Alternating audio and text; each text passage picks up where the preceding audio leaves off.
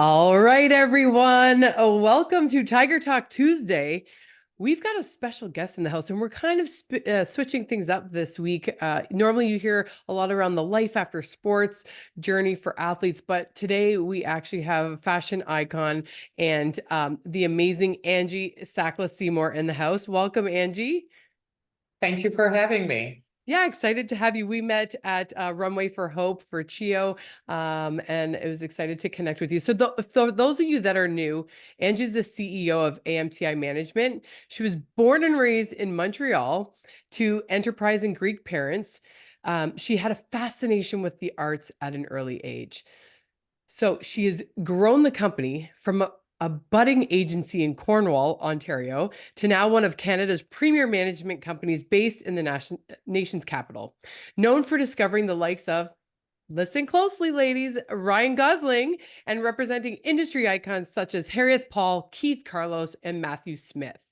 She has always had a keen eye for talent. Since 1990, AMTI has pushed boundaries, broken barriers, and has consistently advocated for diversity and representation in an industry traditionally devoid of it. AMTI is an agency with an overwhelming positive culture. Love that. We're going to dig into that. That treats everyone who walks through the doors like extended family. Also love that. One of Angie's greatest strengths lies in the personal, transparent approach and responsible attitude she provides to her models and clients, something we will definitely dig into. As a full service agency with a boutique approach, AMTI has earned an esteemed global reputation for scouting, developing, and managing industry icons, as well as providing the highest standard of service to the best clientele Canada has to offer. Awesome. Welcome. Yes, thank you. Quite the story. It is quite the story. I never expected to be here, but here I am. I love it. And I mean, let's just go back to Cornwall. I do remember when we had met, there was the story I found online about your mom and not wanting you to travel and how you kind of got into the fashion industry. So kind of take us back to your story. I love that. Well, it was Barrenbing High School when I was 13 years old, and at 13, you don't feel worthy, you don't feel beautiful, or so I was discovered by the Audrey Morris modeling agency, and I went home and my parents said, They looked at me like I had a disease, actually. And I still did what I did. Instead of going to choir practice on Wednesday nights, I would go to modeling and acting. And here I am today.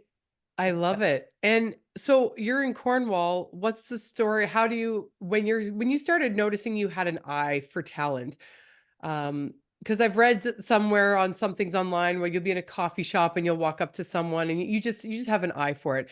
How old were you when you really realized that that was something that you wanted to do? I think in my early 20s, I realized that there was a lot of beautiful people in Cornwall. And yeah, Cornwall, from Montreal to Cornwall. And I thought, oh, let me offer them an opportunity. And that's how it all came about. First with the government workers, I just felt I needed to boost the morale in the office. So I organized a fashion show. And while I was doing that, I was at my kids' dance recital and I discovered Ryan Gosling. It just went into like a puzzle. All the pieces were just fitting at the time. Yeah. It was something I never thought, I never ever dreamed of. I just wanted my kids to work in the industry, which they did.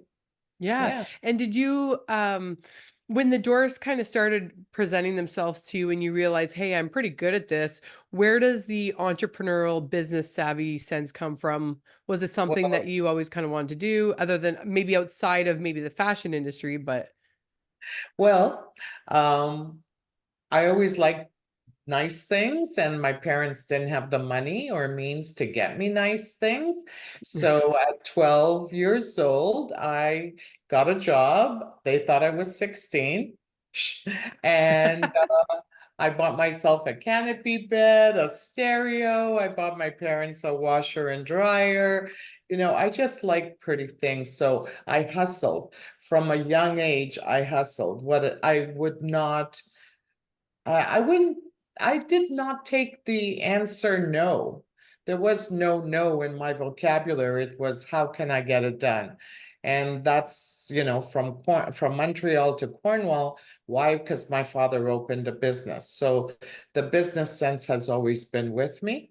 And then when we moved to Cornwall, I started working for the federal government.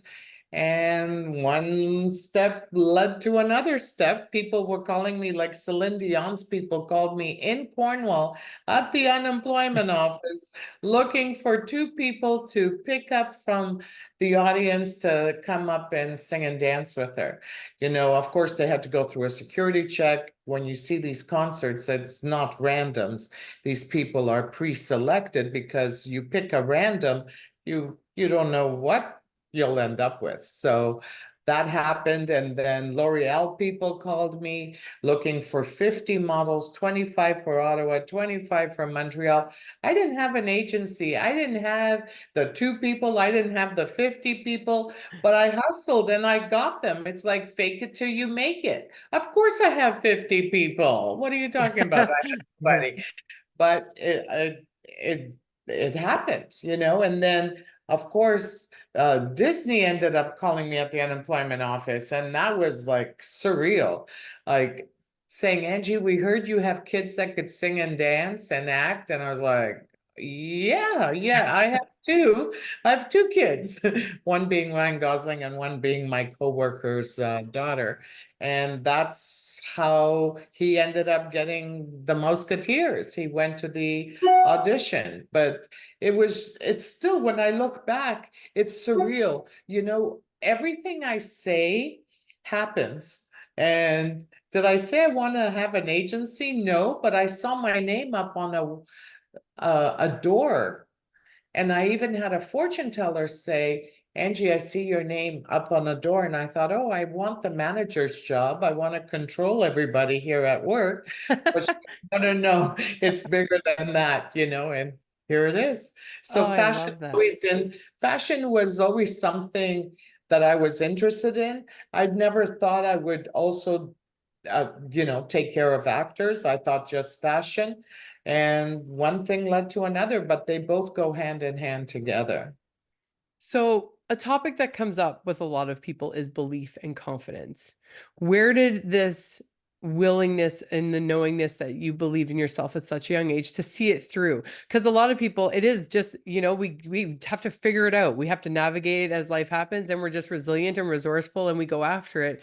But a lot of young kids, that's a number one thing that I get asked about with parents, her confidence is down, his confidence is down. How do you increase that? Where did that come from for you? It came from my parents empowering us as young kids because they had to go out and work. We had to cook, clean, like take care of each other at a very young age, which Mm, today, parents would be charged if they knew their 10-year-old was home alone, but we were empowered to make the yeah. right decisions and to hustle. What did we want? I sold Christmas cards once to make enough money so I could buy something that I liked. Things were not given to us, Mm, so you have to believe in yourself and you have to go, okay, I'm gonna do it. And you have to walk tall and just do it. yeah. I Yeah. love that. What are you seeing today? I find there's a lot of misconceptions, and I'm sure myself, even I was a hockey player. I have nothing to do with the fashion industry, one thing that stood out to me when I pulled you up on stage at Runway for Hope is you talked about not putting makeup on young girls, and I that really struck a chord with me because I was like, oh, this professional, this leader really has that grounded part of her, which I was attracted to. The minute you said that statement, I was like, oh, I like her. Where did that come from? And what are the biggest misconceptions, especially when you think of young talent coming through the door? I know some of the TV shows you see the makeup and the craziness that goes on in that world. Is that what it's really like? Or maybe not in obviously your agency, but No, talk to us no. to kind of debunk some of those myths. Um, people see what they want to see when Mm, it's not really there. it's Uh, true. People in the fashion industry don't put tons of makeup on. And children know beauty pageants are different, dance recitals are different, but the fashion and the acting industry, they want you to be you. You Mm, are booked because you are you, mhm. not because you have false eyelashes or false this or false that. They want to see you. Like in this industry, we have a saying, KISS, keep it simple, stupid, Yeah. you know, simple. Blue t-shirt, like black leggings for models with a black tank top. Very simple. I had a girl in New York many years ago, and she walked into the agency and they're like, "What are you wearing and what's on your face? Let's Yeah. go wash it off and let's go shopping. You need to be jeans and a t-shirt, like plain Jane." And that's where the true beauty comes out Yeah. with confidence. A girl that's 5'6" could be 5'10" with confidence. Yeah. Ooh, Yeah. I love that. So true. Such an important message. What advice would you have for parents? Because I find you see a lot of talent, but then, I mean, it's just like sports. There's parents that can get involved and they want to push their kids. Like, what advice would you have for parents getting into this industry? How involved to be or not to be? I find it's like trusting the coach, trusting, the agency with their skill sets. But what are you seeing there? So a parent needs to trust the process. Mm, And if they want to do it, they should do it and not force their child to do it. We want to hear that the child wants to do this, not the mom or the dad. Um, And if the child says, I'm not doing it, then they're not doing it. I've had a lot of parents that have come in because of their children, and next thing you know, their child's not doing it and they're doing it because they always wanted to do it. Now, mind you, I have discovered some phenomenal parents that the kids and the parents are doing.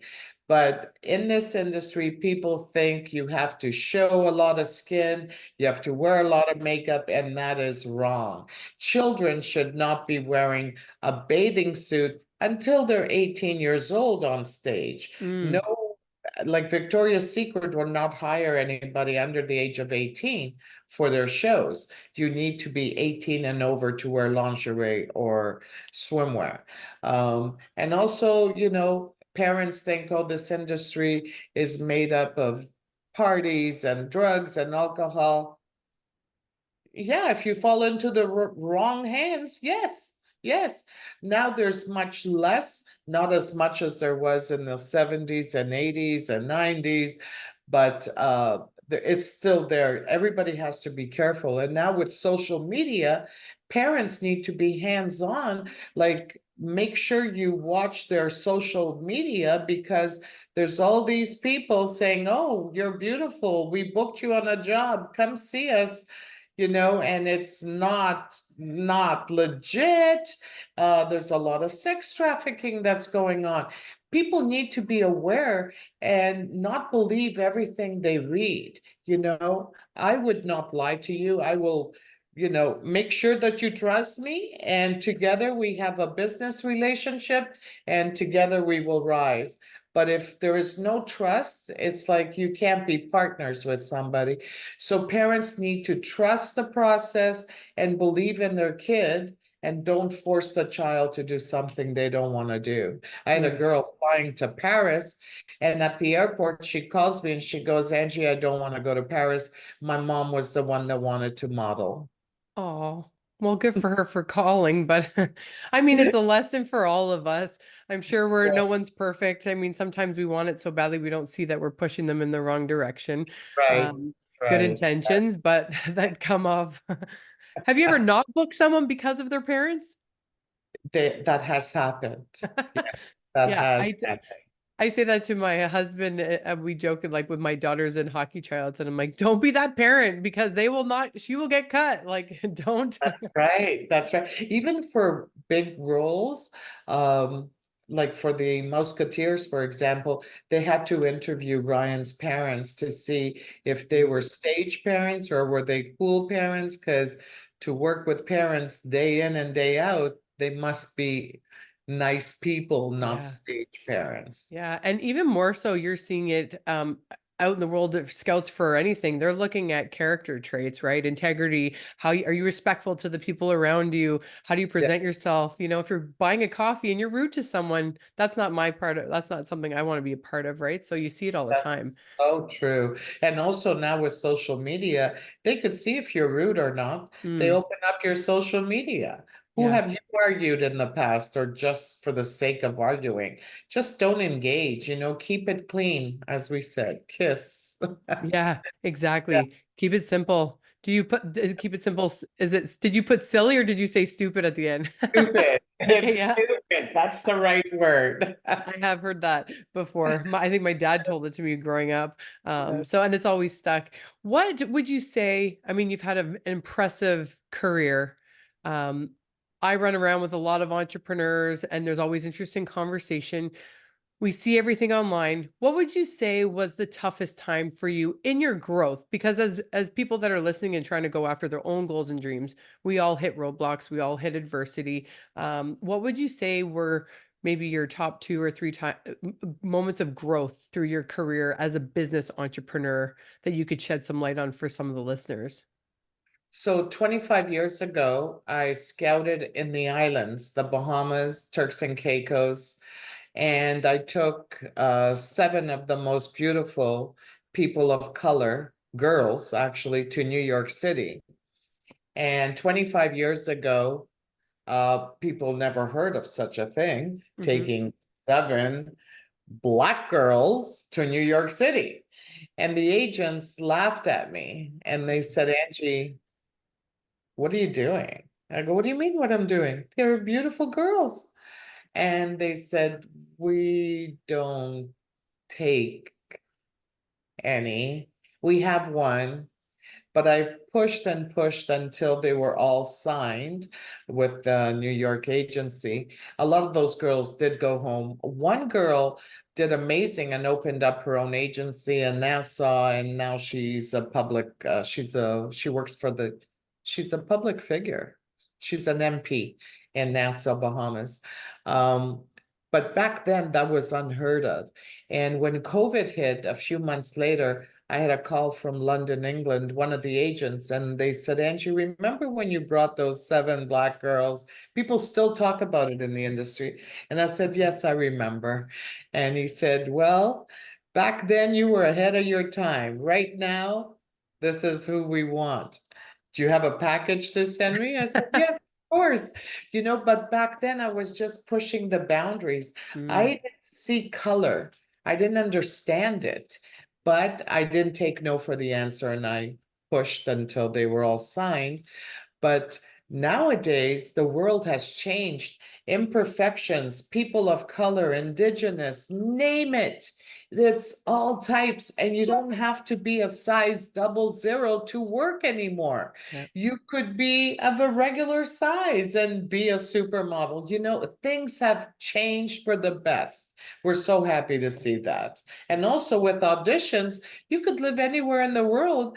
All you need to do is have a phone and record yourself and send it or do a Zoom audition. It's So, incredible, eh? oh, it's incredible how things have changed. I love that. And I also love just the human aspect of your work. You know, you seem very just grounded, connected, and someone from the outside looking in could, there's misjudgment that happens with people. Is there anything that you've ever, like, I'm sure people, obviously they would talk, you trying to bring at the back in the day, 7 women who don't fit the mold or girls to model. What would you say is maybe something that's the biggest misconception about Angie?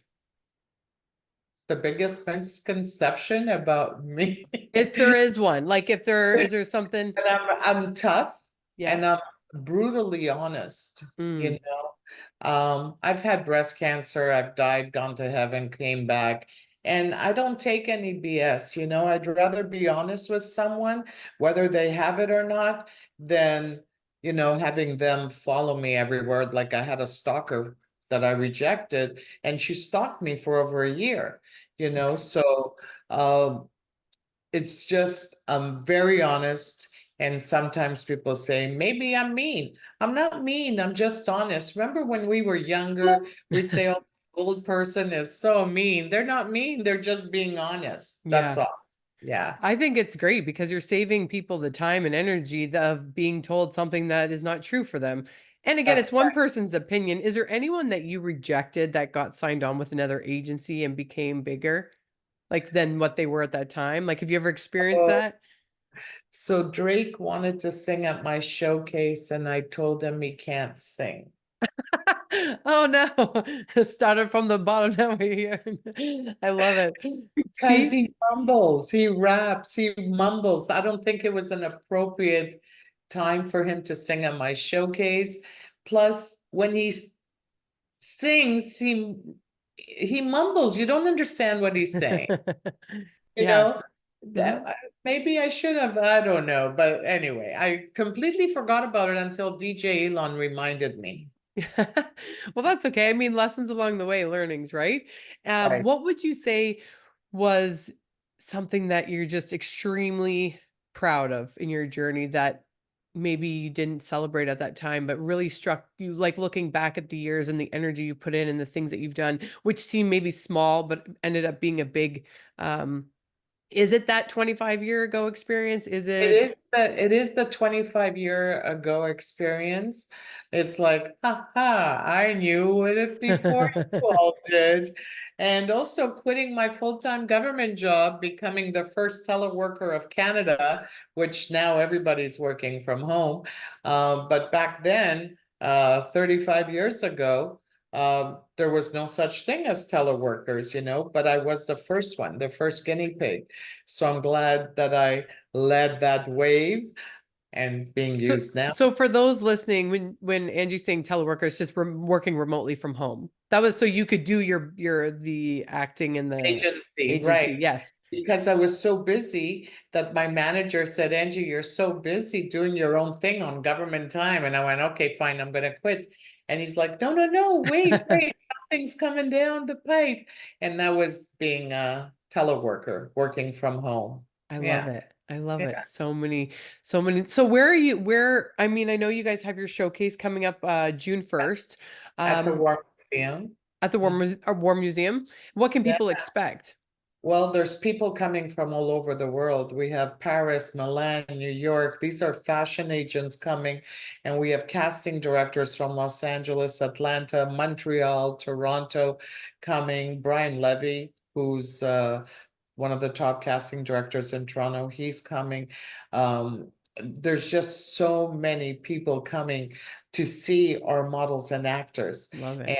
And so Saturday night is the show where they will walk the runway. And if any of the actors want to perform a monologue, they could. And then Sunday, it's a 2-day event. Sunday morning, they get to meet everybody face to face.